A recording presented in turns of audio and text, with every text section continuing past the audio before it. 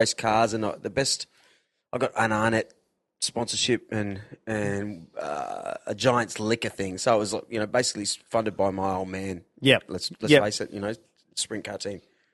But I'm sure anyone listening to this wants to know did you approach sponsors? Oh, yeah. I was the biggest whore out there. Right, yeah, because I think that's really important for people to get to Oh, know that everyone wants to think that even let's take it somewhere else. Bob Marley, Yep. just plays his guitar, bro, and fame comes to him. It doesn't It's work. always the opposite. When you meet these people, like, no, these are switched on workers. You know what I didn't realize was when I went to America, and this is one thing I love about Americans, and people put them down and they have a go at them, and I think they're amazing self-promoters. And the reason why Americans get things, and you'll go, oh, he's nowhere near as good as me, but he's got it, is because they self-promote. And they've got the gift of the gab. And when I always thought I had until I went there and I was like, oh, shit, like these guys are 10 times better than me. They know how to talk. They know how to make themselves look good. Self-assured. Yeah, and self-assured. We always have this, don't be a wanker. Yeah, exactly right. Like my wife calls me a wanker. And I'm like, you know what? Like I'm not a wanker. I just know who I am. You know what I mean? And it's... And it really annoys me that people in Australia, the tall poppy syndrome, and we have it so bad and people don't realise. And people are too scared to put it out there. And I've said things, I'm going to do this, and people are like, oh, you're a liar, you're full of shit. Like I said, I'm going to be a pro skateboarder. I told people that's what I was going to do. No one believed me, but I went and did it. You know what I mean? And no, I wasn't the world's best. But you know what? For 10 years, 12 years, I rorted it and I didn't work. And I had one guy in Belconnen, right? They got a bowl jam one year going, oh, you hoard skateboarding. And I go, so he goes, because you sold out skateboarding. I'm like, hang on a second. And the guy was wearing Nikes at the time, Nike skateboard shoes, right? And he goes, you've hoard skateboarding. And I'm like, why? And he goes, oh, look at the brands you skate for. And I'm like, hang on. At that stage, I had 2 kids. I got 2 kids, got a house, got a business. And it's just like, so I should go and work some shitty job and not support my family and support my dream? Yeah. Or should I take this money from these guys who are willing to do it? And I'm like, I don't give a shit. You know what I mean? Like, there's the guys who are the cool guys that are making shitloads of money. Let them do it and let them do it on their terms. I'm doing it on my terms. Like, wouldn't you rather be skating every day and get paid to do it? Doesn't matter.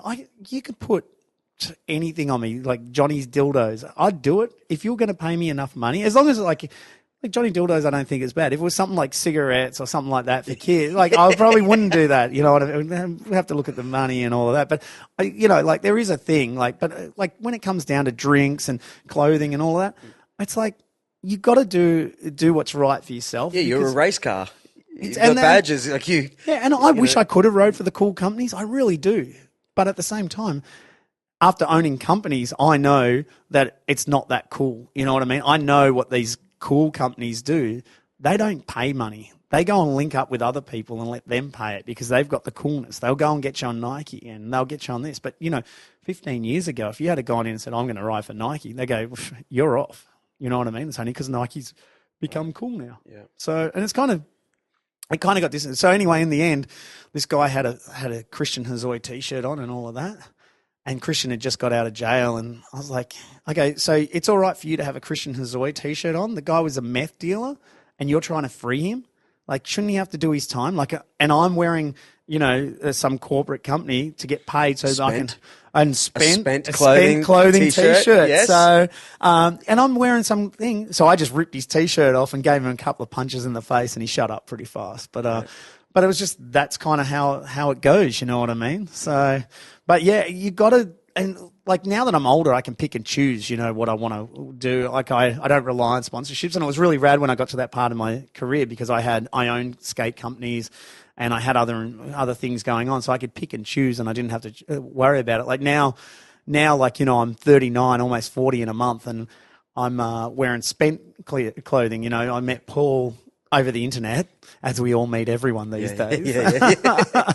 So it was a dating channel. No, so Paul from Spent and I just started talking, and I think it was more about the fact that I had companies in action sports. And then I was just like, we're just drawn together, and I was like, this kid's really smart and thinking, and he's got this cool thing going on.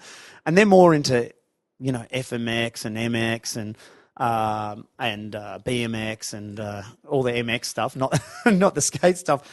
But we just got along, and that's when I was like, you know what, spent clothing is pretty bloody cool what you're trying to do there. And it's all about, you know, how it's about putting in all that effort. And that's the kind of what I was. I give it your all. Yeah. You know, I'd go and do demos in places and some guys would be like, okay, why didn't you do those tricks? It's just like, I'm getting paid anyway. And I go, but you're ripping everyone off here. Like everyone's come here for a show and you're ripping them off. Like, go out there and waste yourself. And that's like spent clothing. It kind of was like, yep, that's me. I'll give it my all. Like, I'll smash myself senseless because then I can walk away and go, people go, okay, we like that guy because one, he goes hard, and two, I'll talk to anyone. You know what I mean? I'll be out there giving people shit, hanging out with them, whatever. And I think that's what it's about. I think that's a really good thing for life if people can give their all. So it sounds like we're a funny country, aren't we? We're in the middle of nowhere. Beautiful. That's the problem. It's such a beautiful place, particularly the Gold Coast. It's so pretty. Yep. And we have no cultures, no weird things holding us back, really. You know, there's no problems in my world, let's face it. Oh, we're in a first world country. Even if you're poor, you'll be supported here. Man, it's crazy. Like one of my distributors for one of my old businesses, he's from South Africa. And he's doing really well for himself, but he can't wait to move from there because he's just like, you guys don't know how good you have it. He goes, even your roughest places, they don't even know how good they've got it. Yeah. He goes, South Africa is just disgusting. Yeah. And I think it's like we can go into government and all of that here. Government does a great job, but at the same time, you know, it's like every government, they're all twisted and fucked up. You just got to live your life, right? Yeah. And try and avoid paying taxes. Yeah. It's just really true. Well, now they're going to come after us, but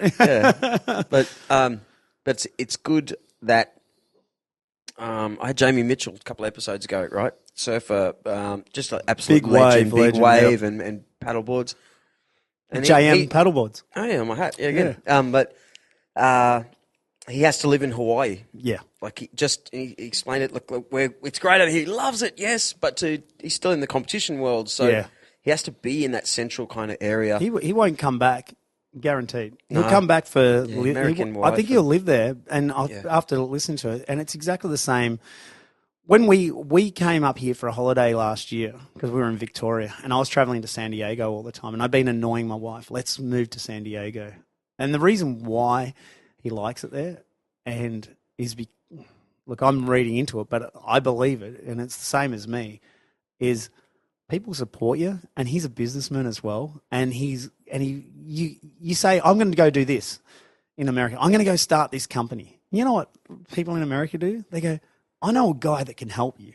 Right. I know somebody that can. You know what? I can help you do this. What do you need? How do you want to do it? And they're positive about it. You sit around with your mates and say it here, and they go, what about when you started this? You would have told people, and they go, oh, fucking wank. Oh yeah, I didn't tell him. Yeah, I didn't tell you. Too scared, for that right? reason. Yeah, You're too scared. And then you know what? People are too scared in this country to do that because they're sick. They're really scared of that. And then you know what? They never chase their dreams because they never make themselves accountable. When you say it, you've got to be accountable. And it's amazing that you did it. You know what I mean? Like it's such a rad thing. And I think that's the whole issue is people are too scared because my mates might think I'm a wanker. Yeah. But you know what? If it does work. That's amazing. If it doesn't, well, you're inspiring. You'll actually, I thought, no, I hope to inspire my mates, which I have.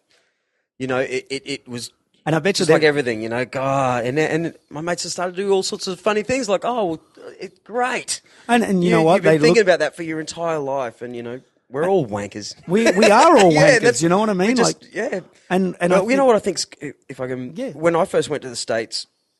I was expecting TV, but we actually went to Indianapolis and all through that Bible Belt, as they'd say, like the Midwest, all the way up and down there, chasing races, right? As a just watching. But I soon learnt that the people my age, back then I was about 26, like they'd done college. Like, you know, as you watch TV, college is it's so different. It's like people don't drink over there till they're 21.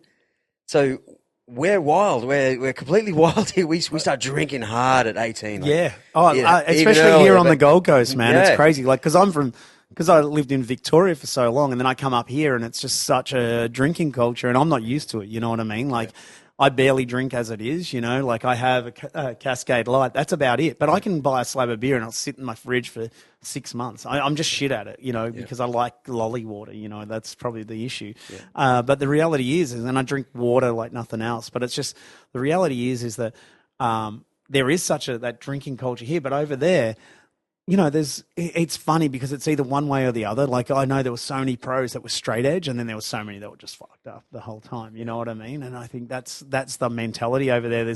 They're very, and that's why I think I loved it so much, because it was all about me, and I could either be straight edge or not, and no one really judged you. I think that's the other thing, is people don't judge as much over there. Yeah. Here we judge. Everyone's, oh, that guy, he's doing this. Like, what a wanker, mate. Like, fuck. Don't invite him over. He doesn't even have a beer. Yeah, and you know what? That's the thing, is like, I'm just like, well, I don't care if you drink. I don't care, because I can be stupid as anyone without drinking, but I find if I do drink too much, I'll have my pants off running around like an idiot. And I just don't want to do that to people. You know what I mean? Like, but I had this feeling that even the sprint car drivers that would come to Australia are a little bit more serious. It's like they've been forced to not legally drink till they're 21. Yep. Just like my wife's Japanese. Again, I say it on another podcast, like I do every time. Mad if you don't. Yeah. Anyway, they can't drink till they're 21. So there's this, even though they really drink there, but yeah. I don't know. I think it definitely, there's something in it that makes you a little bit more responsible in those very early years. Well, they drive when they're 15. You know what I mean? And then they don't. And it's funny because they're way more responsible, because like I've got, a lot of guys that work for me which were young, and like they'd be like, no, I can't drink, or you drive, you can't even have a beer open drink in the car in the US, and they're like, dude, you got to close that, because they're so scared of cops. Yeah. Here in Australia, you're not scared of cops. No. You know what I mean? And we're not scared of authority figures. And, the American cops are pretty gnarly, but at the same time, like, they're going to get shot. You know what I mean? Like, because they got guns over there, so they have to be. Whereas we don't have guns, and that's what I explained to people. We never think about. Yeah, we don't. We'll have a punch up because we know no one's going to have. No one's going to have a gun. You know what I mean? Like, it's getting gnarly here on the Gold Coast, but it's still nothing like there. I remember like we were in this little town called State College, and it's a big college town, and one of my friend's brothers was in the nightclub, and he had a gun, and I thought it was gnarly. I'm like, "What do you got a gun for?" And he goes, "Oh, just to protect myself." And I'm like, yeah, but then what? Like, you got to just pull it out and shoot someone? He goes, well, if they pull the gun on me. And I'm like, yeah, but then you got to go through court and all that. And he goes, yeah, but I'm not going to be dead. And I'm like, yeah, but he'll be dead. You'll have to live with the thought of you accidentally shot his, and the ball went through his eyeball and hit that kid in the back. Oh, and he's just like, anyway, but my dumb ass, because I said, take the bullets out. And so he takes the bullets out, and because I liked it, because it had a thing on it, like a red sight on it. Wow. And so I was running around with it like that. Oh, no. And everyone's like, put it away, put it away, put it away. Like, because like we're just not. I think they're educated a little bit more street smart, or I don't know. There is something about it in that sense, and they're scared and and they're worried about the government all the time. That's another thing. But here we're a bit naive, and we're singular here. Yeah, it's just us versus us versus no one. Like there's no one around us hitting us. But I do, and I said this to Jamie the other day. It's pretty cool for me to grow up in Logan up there in Brizzy, but then to now live my life here. Yep. There's actually world champions here. There's guys like yourself, 30 years of being in action sports, professional action sports, and that's cool. You wouldn't get that in Shepparton in Victoria. No. You know what I'm saying? Like you get fruit picking there, mate. Like, yeah. Oh, it's crazy, man. Like we do live an amazing thing. You've got all the amazing surfers, and then there's all the other sports you haven't even heard about that they're around this area. Like I think Vince Byron, is from around this area as well, and he's the BMX dude. Like he's in X Games, big air, where they go flying down, jump, and then so he's in that. He's like a local young guy. Tim Wood was another BMXer from the area. You've got Colin McKay, who's from Beenleigh area. Like he was like a world champion BMXer. So many amazing BMXers come from Beenleigh area in the world. Like it surprises me because I don't think we don't. I can imagine in say Florida or in America, they could knock up and build these huge. Like a nitro, I think nitro circus jump. Yeah. Okay, well, just someone's got a compound, and they've obviously got, see them with all these trucks everywhere, and they've obviously got a lot of money. Yeah, same with the sprint car dudes. There's dudes over there there's so much money, and there's so much money there, and that's where we miss out. Is like we miss out on so many cool things, and it's only for the best here. You know what I mean? The total elite will get it, and you think about Chad Reed, a perfect example. The guys from Australia couldn't make it here, went to America. Big time. Right. And it's like, and that just says so much for Australian sport is like, the government is involved in Australian sport and they're trying to focus it and do it this way.